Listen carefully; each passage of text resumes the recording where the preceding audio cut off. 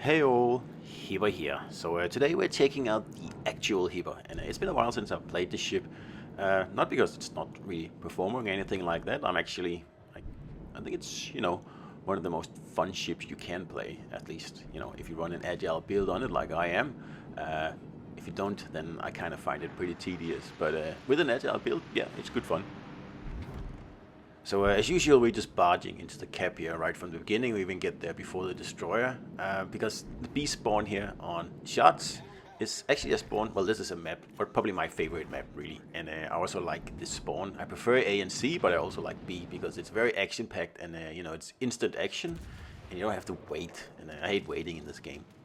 So if you can get through B and take cover at the opposite island over here, the one I'm shooting for right now. You are in a really good position to hold this cap here, especially in Hipper, because anyone who wants to push you out of there, they're gonna have to take you on, and with that many torps on Hipper, it's not something anyone really wants to do. Of course, you have to be a little bit careful about incoming crossfires, because if people get into good positions on the sides, they can pretty much just sit there and take pot shots at you. So there's too many battleships on the right side, so I'm just going to park here on the left side because there's only a cruiser to worry about over here. So that means that I can hold the cap, and if I can get rid of this cruiser here, then the left part of the map is pretty much won, and this is going to be a victory then, really. So I like this map because it rewards aggressive play. Like if you take a chance on this map, chances are that you're going to be rewarded, and it's really only in the cases where your team is a total potato team and everybody turns tail and sails away from the caps and you're the only one spotted. That's when it hurts, but that doesn't happen so often anymore. So in general, it's actually a better play, I think, to be as aggressive as possible here. And as you can see, we're getting the carrier attention, and of course that's what this battle here is about, because at this point here I'm starting to think, okay, that's a really annoying carrier, and if he keeps going for me, I will make it my purpose in this battle here to wipe him out, and that's what happens when carriers annoy me a lot. So I notice how the turrets is here as well, and this turret here, by the way, is gonna have one heck of a battle. So just wait for the XP in the end for this guy here. And someone spots a lightning over there. It's perfect. We will, give him a few shots. And it's also very nice to have the turrets here because we can share each other's AA, because the carrier is coming in for another hit, and I'm going. Okay, if he's going for me. But then he is going for the turrets, which makes sense because the turrets is broadside. But I was thinking, okay, if he's going for me and not the turrets, then well. So there's still the annoying Bayard around here, and I'm doing my best to citadel him. But as you can see, he is dodging at a distance of nearly 14 kilometers. So I mean that's the standard kiting distance. So sooner or later someone is going to get him. It's just a matter of time. But it's still really annoying. Speaking of Bayard, it was also a ship that I was looking forward to a lot, and when it finally arrived in the game, I was severely disappointed, really. I find it very, very squishy and almost incapable of pushing, and I also feel that the battle impact of Bayard is even lower than Martel. I mean, I know some people have good success with it, but as an agile cruiser, it's awful, and I don't play it at all, really. I think I've played a handful of battles in it, and I'm like, well, Martel is a much better pick, so I'm not going to waste time on it. And it's, a little bit sad because, like I said, I was really looking forward to that ship. I thought it would be the ultimate agile cruiser, but it really isn't. It's just a disappointing ship, really. So on another note, you can see here in this battle here how vulnerable a flank, like either A or C, are if they start without a battleship. Of course, like the enemy team needs to, push up ahead, just like myself and the turrets did here. But if you're able to do that, and it's just cruisers and destroyers on one flank, you just pick the flank where you're safe from the battleships, and then you start bombarding the flank here from the side, meaning that these guys are going to be in a crossfire no matter what they do. And of course, that's how you win battles in this game here, is crossfires. So B spawn is really important on this map here. And you know, if you're having trouble at A or C, then really B is what will bail you out. If the players at B know what they're doing, which is very, very rare. So let's talk about Hipper instead then, because this is one of my, like I said in the beginning, one of my favorite cruisers, especially because it's so good at pushing. Hipper along with Edinburgh are probably the best pushing cruisers in the game. And of course, Hipper is, you know, slightly better once you get into position, but it's much easier to get into position in Edinburgh because it has that 30mm bow, and it's slightly more maneuverable, and of course it has the radar as well, so it's much more of a threat.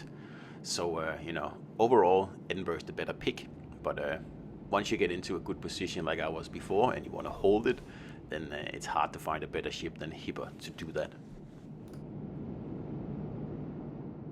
Hipper is also one of the oldest ships in the game, at least of the ships that weren't actually initially available right from the get-go, because Hipper was added in, I believe, the first update, where we got a new line, and of course it's the German cruisers. And I still remember how much fun Hipper was back then, and I even didn't run an agile build on it in the early days, but I just remember like having all those torpedoes and none of the battleships actually being used to having to fight cruisers with like an enormous torpedo capability like Hipper does, and that's what made it fun. So now we are getting into the carrier phase here, because as you can see, we're down to about 7 minutes left in the game, and we're behind on points. So we're going to have to actually make a bit of an effort here. So we've secured C, which is perfect. So all we got to do is just sit here at B and keep the enemies at bay, and we will win. There's no real pressing need to actually push and take A, because like I said, now we are ahead on points, and everything's looking much better.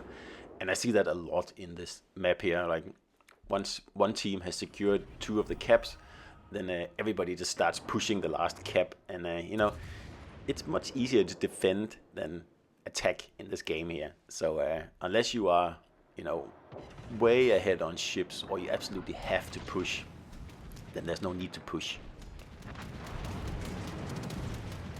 So I haven't had a shot at the carrier yet, but I haven't forgotten about him. And obviously he's over there at A somewhere with all his friends. And at this moment here, he's changing his, you know, like his focus from the turrets to me. And that's why I'm thinking, okay, I should probably move instead of just sitting there and waiting for the next incoming round of fighters. So I'm just going to try to get over here and get into a position that won't allow this turret to push out, right? Because if I can get in and sit at that island there to the right of the turrets, I've got him. There's no way he can push out then, because if he does, I'll just torp him, and that'll be the end of the battle for him. And of course we don't want that guy pushing, and there's some incoming shots there, but we anticipated that with a turn. And there's the incoming squadron, and I can see the carrier now. So like I said, I don't really care what else happens here. I am going to absolutely whack that carrier. And so what I'm doing here is really just an effort to waste time, and there's the clear sky. Because the Colorado, the turrets, they have to deal with me before they actually can start pushing. And of course, like I said, these guys will have to push to win the battle. So the more I can delay that push, the more my team has a chance of winning here. Because now we are ahead by 2 ships, and one of the red ships is a carrier, so now he can't even cap. So that makes it even more important that these guys here won't get an opportunity. So of course the Colorado is still out there, and I can see him aiming at me. So we're just going to be sure we don't take a nasty salvo there, and that's it, because he's a tier 6, so it's fairly easy to dodge those salvos. And like I said, I got into the position that I wanted to be right here, because it means the turrets cannot push out, right? But now the carrier is within my reach, and he's down to like 1%. So we're going to absolutely nuke him here.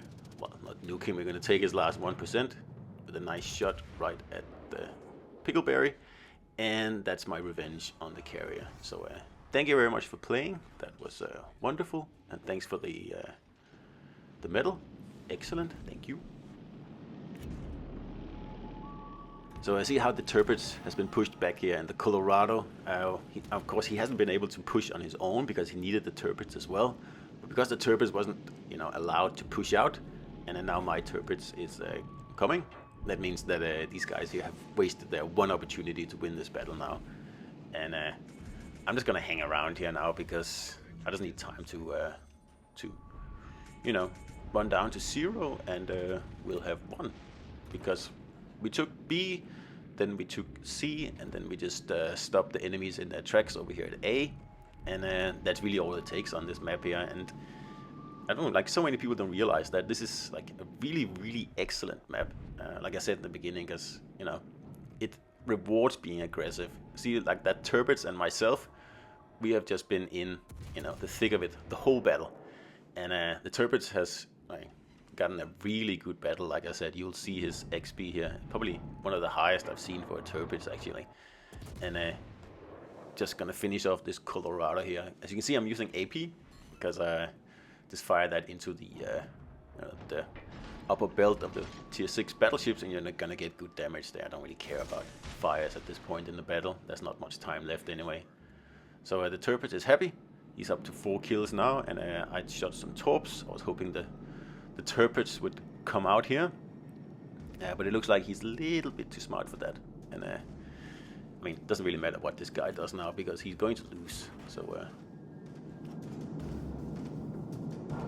So of course he's just gonna sit there just long enough to dodge my torps, right? That's how it always is. Because now he's moving, and my torps are gonna be early. But I do have another launcher, so I'm just waiting for him because I'm guessing that he's probably just gonna stop at the corner. And again, he's trying to get me. And see, like, the Tirpitz was broadside, but he decided not to shoot at it. And yep, whatever. But that was a mistake because the Tirpitz has torpedoes, and he's much closer, and he's going to take you out. So shooting at the CC is not always the best idea. And the Tirpitz finishes him off there, and he finishes him off with a Kraken. So nicely played by the Tirpitz. And as you'll see here in the team result, the 3 of us here on the blue team, we did a pretty good job. See, 2 battleships with 3000 XP, one of them almost 4. So amazing battle by those 2 guys. So hope you enjoyed it, and see you out there.